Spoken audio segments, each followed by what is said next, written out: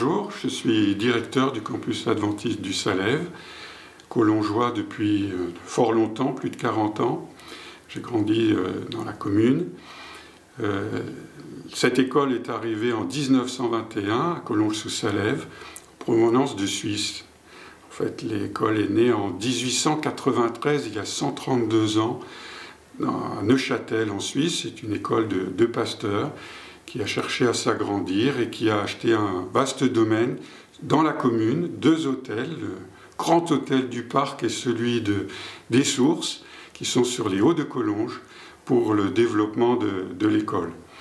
Donc cette école était au départ une école de pasteurs, pour la formation des pasteurs de l'Église adventiste, et puis plusieurs autres départements se sont développés. Une école pour les étrangers, pour leur apprendre le français, aussi un département de psychologie. Il y a eu un temps une formation pour des instituteurs et institutrices.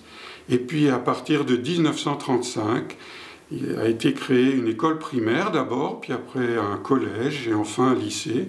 C'est devenu l'ensemble scolaire Maurice Thiesch qui aujourd'hui a plus de 300 élèves, qui est une école sous contrat. Donc il y a plus de 400 élèves en tout, tout département confondu, et c'est une école qui est très importante dans le réseau des écoles adventistes de par le monde.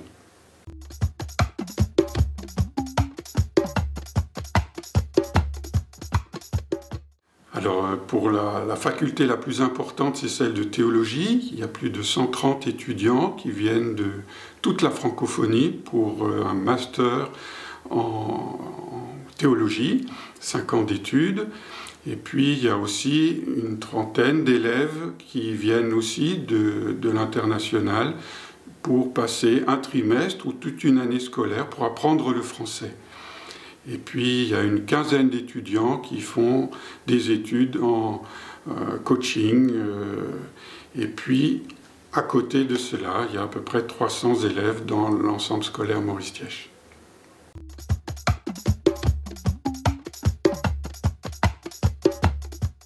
Oui, Collonges, notre école porte paradoxalement un peu le nom de la commune, parce qu'on est, comme Oxford est connu mondialement de par le nom de son lieu, c'est la même chose pour notre école. Dans le monde adventiste, il y a plus de 22 millions de membres. Quand on évoque le nom de Collonges, tout le monde pense à cette école. Nous avons envoyé des étudiants de partout, et il y a tant d'étudiants qui viennent du monde entier que maintenant l'école est connue et la commune de Collonges est connue dans le monde entier. Oui, deux petites anecdotes. J'avais un conseiller municipal qui est allé au Chili sur le lac Titicaca, et le pilote de son bateau l'interpelle et dit « Ah, vous parlez français, j'ai aussi appris le français. Où est-ce que vous avez appris le français ?»« À Collonges-sous-Salève. »« Ah, ben c'est ma commune. » Ben, voilà, c'est un ancien étudiant de notre école. Autre anecdote que me racontait notre députée, Virginie Duby-Muller, qui est invitée à Washington, à la Maison-Blanche, qui est accueillie par une jeune femme qui lui parle en français, une ancienne étudiante de notre école. Donc voilà pourquoi la commune est célèbre dans le monde entier à cause de ces milliers d'étudiants qui sont venus du monde entier pour étudier ici.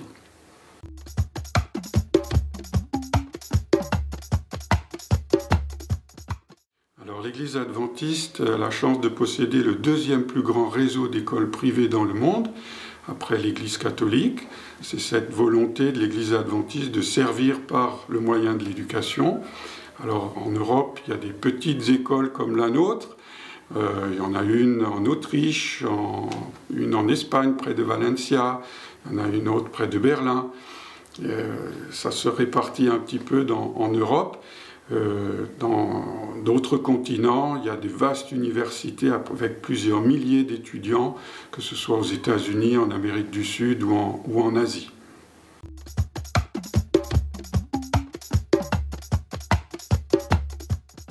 La plus forte croissance de l'Église adventiste est maintenant en Amérique du Sud et en Afrique.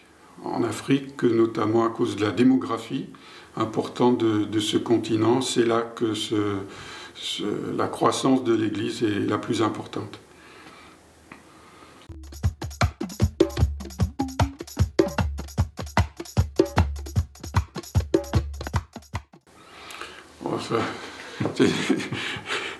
C'est difficile de répondre à cette question. Nos étudiants en théologie étudient tous les aspects de la Bible, l'Ancien Testament, le Nouveau Testament, la théologie pratique. C'est un domaine qui est vaste, mais l'essentiel de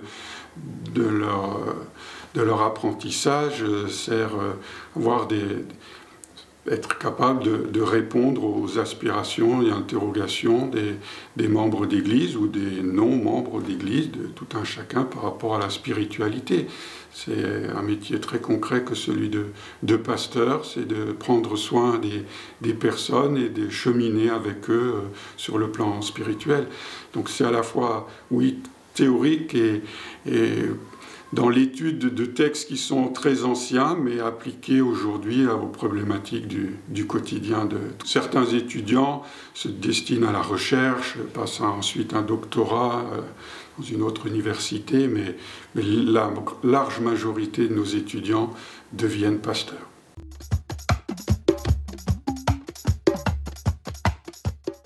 Alors pour la faculté de théologie comme pour celle qui est de psychologie, on y entre simplement avec le niveau de baccalauréat.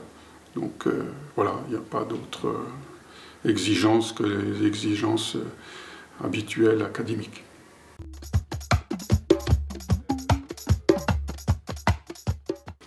C'est vrai que par le passé, le campus était un cercle fermé, et il y avait peut-être moins d'interaction avec les habitants de la commune, qui les appelaient les curés, c'était l'école de curés, même si c'était des pasteurs, c'est rigolo.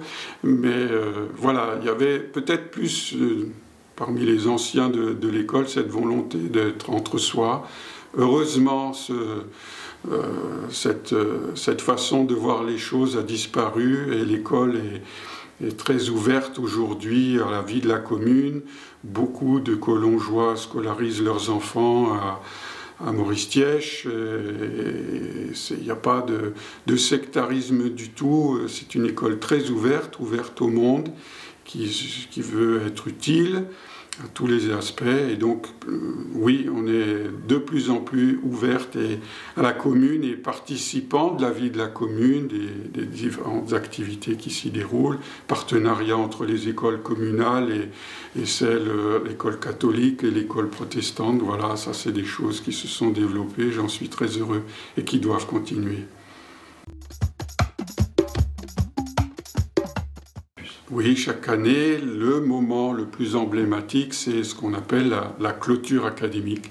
Ça se passe le premier dimanche du mois de juin, devant une assistance de 500-600 personnes dans notre chapelle. Les élèves reçoivent leur diplôme, c'est un moment festif, le maire est présent, le député, et d'autres invités, parfois du monde entier qui viennent là.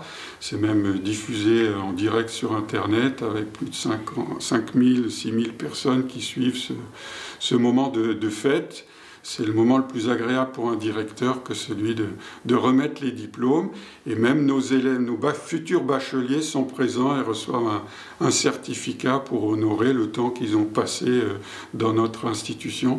C'est très important, ces moments festifs, académiques, c'est une fois dans sa vie. Donc c'est le grand moment de l'école.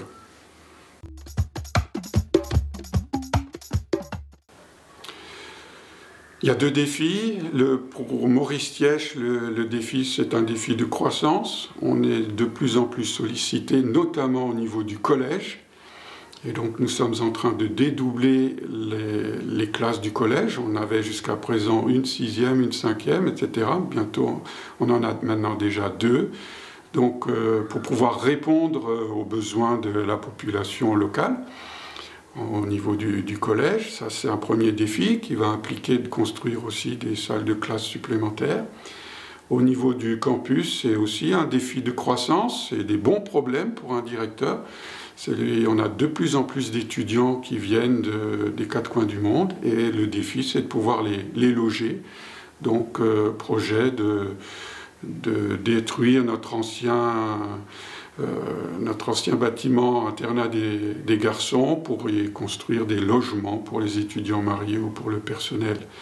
Donc on espère pouvoir abattre ce bâtiment très vilain qui est celui des horizons pour pouvoir construire quelque chose de plus joli. Ça améliorera l'aspect de la commune.